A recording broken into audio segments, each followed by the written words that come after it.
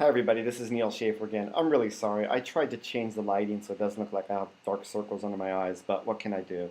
So Kent actually wanted to sort of pick my brain and help deliver my own content to your event through basically an interview with me as if we were together, but I'm going to be videotaping it by myself about LinkedIn, which obviously I've written 2 books about and I'm pretty well known here in the States on. So I'm just going to take a few minutes of your time and try to provide you some insightful information or content based on really the questions that Ken asked me. And I'm looking off to the left here because I have Ken's email open here. But tell us a little bit about yourself. So my background actually is in the high-tech industry. I graduated from college, born and raised here in the U.S., but I studied Chinese in Taiwan and in Beijing, studied Japanese in Tokyo, and ended up, after graduating from college, really moving out to Asia, where I started my career primarily in Japan, China, Korea. I worked for a semiconductor company called Rome Electronics, for those of you who may know them. We had a sales office actually in Kuala Lumpur, as well as factories in Kota Baru, if I'm not mistaken. And after that, I worked for an embedded operating system software company called Wind River, which was bought out by Intel.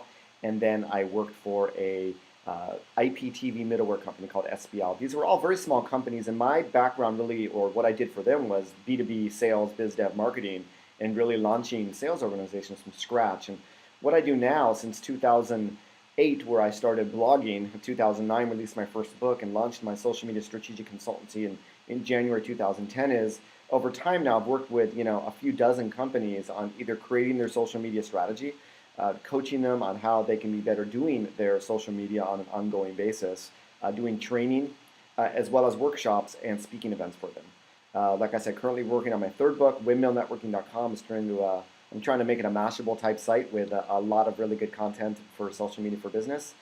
Working on my third book, and I'm actually developing my first application, which is going to be a social media analytical application. So that's basically what I do. So how have things changed in the marketing world with the rise of social media? Well, I don't want to get over dramatic about social media. Look, TV is not going away. Radio is not going away. Newspapers are not going away. The internet is obviously not going away. But if you look at the stats, we're now spending about a quarter of our time in social media. Therefore, if you have a website, you're only reaching 75% of online visitors. The other 25% are in social media. That's primarily Facebook. So you need to be where the eyeballs are. You need to be in social media. You need to be in mobile. You need to have a newsletter. You need to be found in search. The other marketing activities don't go away, but we're seeing a shift now in budget from the traditional old media to the new media, online media, digital especially, but social media being a part of that. Since there are a lot of social media platforms, why would you recommend people to use LinkedIn? So I look at it very simplistically. If you are trying to sell to consumers, you want to be on Facebook. If you're trying to sell to businesses, you want to be on LinkedIn. If you're trying to sell to either of those, you want to be on Twitter, because Twitter sort of is important, I think, for every business to be on for many reasons. But LinkedIn is not just about selling to business decision makers. It's also selling to a very wealthy demographic. So real estate agents or asset management companies. If you're trying to access a person of high wealth, they're going to be on LinkedIn, right? And you may have a friend that may be able to introduce you. Those influential people often are not on Facebook because they don't like Facebook. They've seen their kids get in trouble, or they have privacy issues with it, or what have you. So LinkedIn can be very effective. And even if there aren't that many users in Malaysia on LinkedIn, for those that are on LinkedIn, the ability just to see who they're connected to, ask for introductions, it's just an extremely powerful thing, no matter what role you are at a company or whatever objective you have for professional networking. So LinkedIn basically is an extension of what you're here to do today. You can learn about things on LinkedIn through LinkedIn group discussions, LinkedIn Today, but you can also continue the discussions and the networking virtually anywhere, anytime on LinkedIn with anyone in the world for that matter. So it's just a tremendous network, tremendous tool that every business person should know how to use and use it on a daily basis, if you ask me. Do I think that LinkedIn adoption is affecting human behavior? Well, we're all getting more open. We're all getting more open to communicating with people that we've never known about. We don't know, and doing it online and globally. And I think it really started with chat. It started with chat rooms on the internet, and then you had ICQ and all these chat clients. And really, what social media is doing is it's putting a real layer on that with real people and real photos and real educational background and real information, where they work and who their friends are. So I think it's a step forward. Like the emergence of the internet, I think those who get it will get more benefit from it than those who fall behind and don't adopt social media. It's just very convenient, not only for your business and professionally, but even personally. It can be very fulfilling for the relationships you make and the information you can get. With LinkedIn, do you think it's easier for a company to market itself or harder? Um, I mean, it's absolutely easier to market yourself on LinkedIn because you have employees and each one of them can have a LinkedIn profile. You have groups where you can create a community, and you have LinkedIn companies where you can, be found. Being active on LinkedIn is similar to having SEO being done on your website. You want to be found in Google. Well, you want to be found on LinkedIn too because people are looking for business there. They're looking for suppliers. They're looking for partners. When I wrote my book, Maximizing LinkedIn for Sales and Social Media Marketing, it actually has almost 20 case studies of how businesses of all sizes have developed business on LinkedIn, including myself. So hopefully in my next version of the book, I'll be able to include case studies of some of you in the audience today. Number 7, what are the strategies that you suggest for a company to differentiate itself from its competitors by using LinkedIn? I'd say first use it, and the big differentiator is going to be how relevant you participate, engage, and share content that is relevant to your target audience. I think is the most important thing.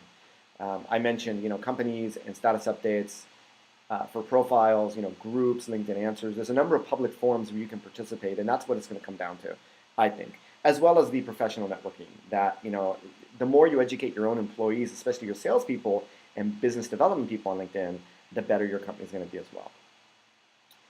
Number 8, what are the biggest myth and mistake you're seeing perpetuated about LinkedIn? Well, without a doubt, LinkedIn is just for job seekers is the big myth. And I actually did a study for my first book, how many HR recruiter people are on LinkedIn, and they only comprise 1% of the user base. So 99% of LinkedIn users are professionals like you and me. They're not recruiters or headhunters. Problem is the headhunters and recruiters are very active at contacting people. I mean, that's by far the biggest myth. And it's funny because whenever I talk around the United States, I ask people, how many of you have ever gotten contacted by a recruiter through LinkedIn? And 80% of people raise their hand. But now when I talk to salespeople and business owners, I ask them, how many people of you have gotten business through LinkedIn? And I'd say 30 to 40% now are actually raising their hands. So you get a feel for the potential. Number 9, what's your take on Facebook apps such as Danone and Branched Out that are trying to offer a LinkedIn experience within Facebook? It depends on the demographics. Some young people are not on LinkedIn in the United States. If you want to reach the Gen Y or the 20 to 30 crowd, you need to be where they are, and that's Facebook. And it's very, very hard to network on Facebook. But what I especially like Branch Out, they're giving you the ability to find other people. Your social graph, the people that you're networking with on Facebook are normally friends and family, and on LinkedIn they're normally professional relationships. They're two different groups of people. So I think that they're not competitive. They're totally complementary, and I think you should all leverage both platforms. And on Facebook, definitely Branch Out will make it a lot easier for you. Hey, I made it to the last question, and we're only at 8 minutes. Is there anything you'd like to say to our audience about LinkedIn? I just want to say, become a user, fill out your profile, join our Windmill Networking in Malaysia LinkedIn subgroup. Let's continue the conversation. Use that group as what I call in my book, a trusted network of advisors. Toss us your social media questions, your LinkedIn questions. I'll be active as well, and I look forward to your participation and continuing the conversation. And hopefully, like I said, meeting you one day in person in Kuala Lumpur. So once again, terima kasih, xie xie. Ngoy, whatever language you have. Ngoy probably wasn't, that was probably Dolce. Anyway, I try my best. But thank you again, and I look forward to getting connected with you on LinkedIn as well, whether it's by the group or just sending me an invitation saying you watched the video and you thought it was interesting or you have feedback. So thanks again, and I'm signing off. This is Neal Schaffer from Windmill Networking. Ciao.